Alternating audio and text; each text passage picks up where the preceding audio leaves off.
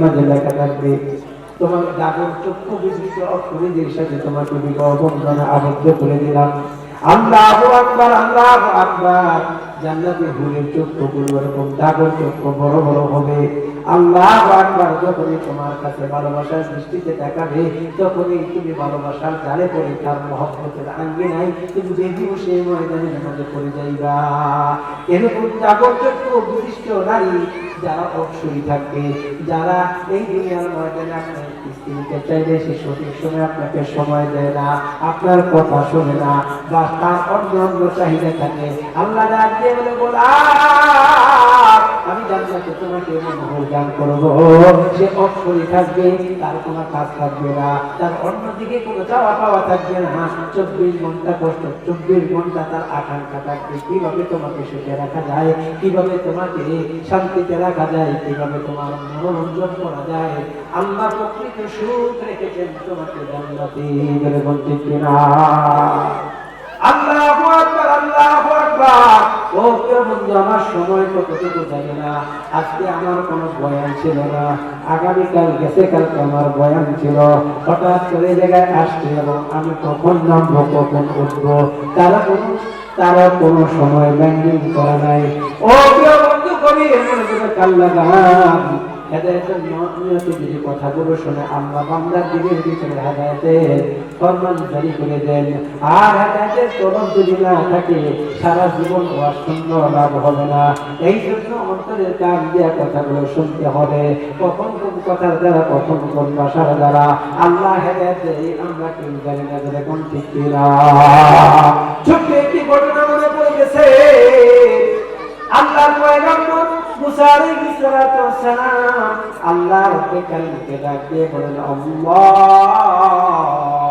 আমি মুসা পয়গম্বর, আমার জানতে খুব ইচ্ছা করে এই বর্তমান পৃথিবীতে কোন বান্দাটাকে তুমি সবচেয়ে বেশি ঘৃণা করো, সবচেয়ে বেশি ঘৃণা করো, সবচেয়ে বড় নাফরমান। এরকম নাফরমান একজন ব্যক্তিকে আমি আল্লাহ দেখতে চাই। আমার আল্লাহ ডাক দিয়ে বলে, পয়গম্বর মুসা রে, তুমি সবচেয়ে ঘৃণিত মানুষ, তুমি সবচেয়ে নাফরমান মানুষটাকে দেখতে চাও, যাও তুমি পাহাড়ের ধারে রাস্তার মোড়ে যাও, একজন ব্যক্তি দেখবা একটা মাসুম বাচ্চা নিয়ে আইসা দাঁড়িয়ে থাকবে। এই ব্যক্তিটা হলো বর্তমান পৃথিবীর ময়দানে আমি আল্লাহর কাছে সবচেয়ে জঘন্য, সবচেয়ে নিকৃষ্ট একজন ব্যক্তিকে যদি এই মুহূর্তে সবচেয়ে নিম্নস্থানে জাহান্নাম দান করি, জাহান্নামে ফালাই এই ব্যক্তিটাকে ফালাবো। এমন কোনো পাপ নাই, এমন কোনো গুনাহ নাই, এমন কোনো গুনাহ নাই এই বান্দাটা আমার করে নাই। এটা আমার নাফরমান বান্দা। যা যাবে নাফরমান বান্দা দেখবি 3 পাহাড়ের ধারে 4 রাস্তার মোড়ে চলে যা। আল্লাহর পয়গম্বর মুসা আল্লাহর নাফরমান গোলামকে দেখার জন্য, বান্দাকে দেখার জন্য 3 পাহাড়ের ধারে চলে গেছেন। যাওয়ার পরে দেখেন একটা বাচ্চা মেয়া, ওই যে আল্লাহ যেমন বলেছে ঠিক সেরকম ওই জায়গার ভিতরে দাঁড়িয়ে গেছে। আল্লাহর পয়গম্বর মুসা আলাইহিস সালাতু ওয়াস সালামের চিন্তা আর দেরি হলো না, বুঝতে আর দেরি হলো না। এইটি সবচেয়ে বড় ঘৃণিত মানুষ, আল্লাহর দরবারে নাফরমান মানুষ, চেহারার দিকে ভালো করে তাকাওয়া নাই। পয়গম্বর মুসা আলাইহিস সালাতু ওয়াস সালাম ঘৃণা ভরা, এই জন্য তার সাথে কোনো কথাও বলে নাই, দেখে চলে গেছে। ওই দিন সন্ধ্যার সময় আল্লাহকে ডাক দিয়ে বলে, আল্লাহ, আজকে বিকালবেলা আমি তোমার একটা প্রিয় বান্দা দেখতে চাই, তোমার মকবুল বান্দা দেখতে চাই, তোমার মহব্বতের বান্দা দেখতে চাই, যেই মানুষটারই তুমি সবচেয়ে বেশি মহব্বত করো, সবচেয়ে বেশি ভালোবাসো, পূর্ণবান একটা ব্যক্তিকে আমি আল্লাহ দেখতে চাই। আল্লাহ ডাক দিয়ে বলে, পয়গম্বর মুসা, তুমি সবচেয়ে প্রিয় বান্দাদের দেখতে চাও, আমার সবচেয়ে বড় প্রিয় বান্দা গোলামটাকে দেখতে চাও, যাও যাও যাও। সকালে যে জায়গায় গিয়েছিলা ওই 3 রাস্তার মোড়ে 3 পাহাড়ের মোড়ে যে মানুষ একটা মাসুম বাচ্চা দাঁড়িয়ে আছে, এই ব্যক্তিটা হলো বর্তমান পৃথিবীতে আমি আল্লাহর কাছে সবচেয়ে দিনদার, সবচেয়ে পরহেজগার, আমি আল্লাহ তার প্রতি রাজি হয়ে গেছি, আমি আল্লাহ তার প্রতি খুশি হয়ে গেছি, আমি আল্লাহ তারে জান্নাতে মায়া করা উচ্চ আসনে রাখবো, আমি এই বান্দার প্রতি রাজি এবং খুশি। এই ব্যক্তিটাকে দেখার জন্য আল্লাহর পয়গম্বর মুসা আলাইহিস সালাম দেওয়ানা হইয়া, পাগল করা হইয়া ভালো মানুষটার সাথে দেখা করতে হাত মিলাইতে কে না চায়, কে না চায়, কে না চায়। আল্লাহ পয়গম্বর মুসা আলাইহিস সালাতু ওয়াস সালাম প্রিয় মানুষটাকে দেখার জন্য পাগলের মতো দৌড়ে দিছি। আল্লাহ আকবার, যে একজন ব্যক্তি দাঁড়িয়ে আছে, যেহেতু কাছে যায় তেতো পরিচিত মনে হয়। কে গো তুমি? ভালো করে নজর করে দেখে ওই যে সকালবেলা যে ব্যক্তিটা গুনার বোঝাবে দাঁড়ায় ছিল, নাফরমান অবস্থায় দাঁড়ায় ছিল, জাহান্নামী হয়ে দাঁড়ায় ছিল। আল্লাহু আকবার, আল্লাহু আকবার। এই ব্যক্তিটাই এখন সবচেয়ে বড় মুত্তাকি হইয়া, সবচেয়ে বড় দিনদার হইয়া, সবচেয়ে বড় আল্লাহর ওলি হইয়া মুসা পয়গম্বরের সামনে দাঁড়িয়ে আছে। আল্লাহর পয়গম্বর মুসা আলাইহিস সালাতু ওয়াস সালাম সিজদায় পড়ে গেছে। আল্লাহ, সকালবেলা যে ব্যক্তিটাকে দেখলাম তোমার নাফরমান, সবচেয়ে বড় বদকার, সবচেয়ে বড় খারাপ, সবচেয়ে বড় গুনাহগার, বিকালের ব্যবধানে সে তোমার কাছে সবচেয়ে উত্তম, সবচেয়ে বড় বুজুর্গ, সবচেয়ে বড় জান্নাতি, সবচেয়ে বড় ওলি কেমন হইল আল্লাহ? আমি জানতে চাই, আমি জানতে চাই। मैं तालब मौला हूँ मेरे इश्क निराला, मैं तालब मौला हूँ मेरे इश्क निराला, तेरे जुमला जहाज की तजल्ली के उजाला, मगर तू जहाँ मेरे खुदा यार नजारा, जुबियाद खुदा ही जुबिगर कार नजारा। আল্লাহ তখন পারে তার রহমতের কোলে নিয়ে যৌত করে। কেউ জানে না রে বাবা, কেউ জানে না।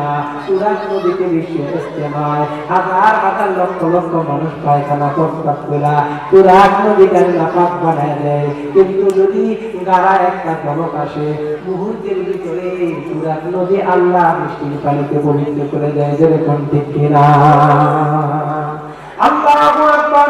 গুনাহ বলে তোমার জিন্দেগি একটা এক সহবতে, আলেমদের সাথে সহবতে মসজিদের কোনা অল্প সময় যদি আল্লাহর দরবারে কবুল হয়ে যায়, হতে পারে তোমার জিন্দেগি সব ময়লা গুনাহ পাক করে আমার আল্লাহ পবিত্র করে জান্নাতের মেহমান তোমারে বানাইতে পারে।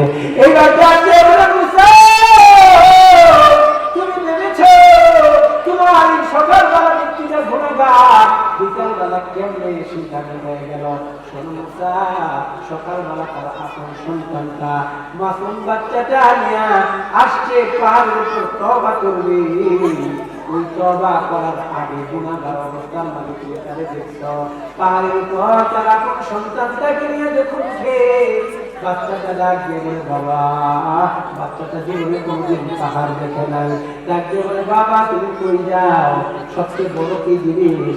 এবার সন্তানকে ভোট দেওয়ার জন্য বাবা ডাক দিয়ে বলে বাবা সবচেয়ে বড় হলো পাহাড়।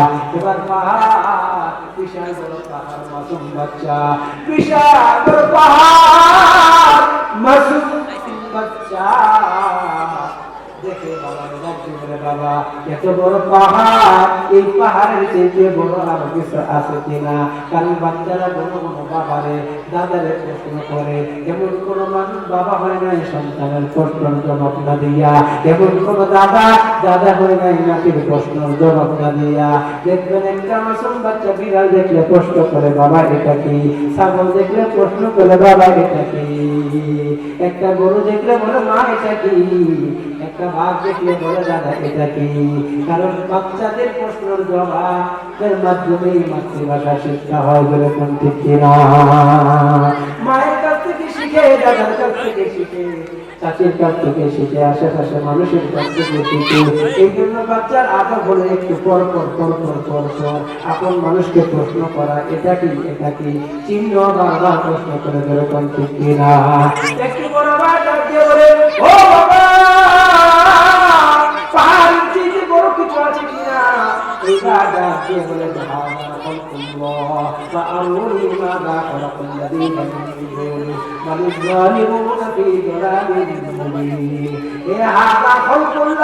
আসমানের জমিনের ভিতরে যেতে সৃষ্টি দেখো সব আমার আল্লাহ সৃষ্টি করেছে।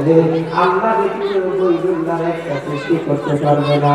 কিয়ামত পর্যন্ত যদি হন্য করে বাবারা তালাশ করো, আল্লাহ ব্যতীত অন্য একটা সৃষ্টি করছে, তালাশ করা পাইবে না। যেরকম ঠিক কিনা?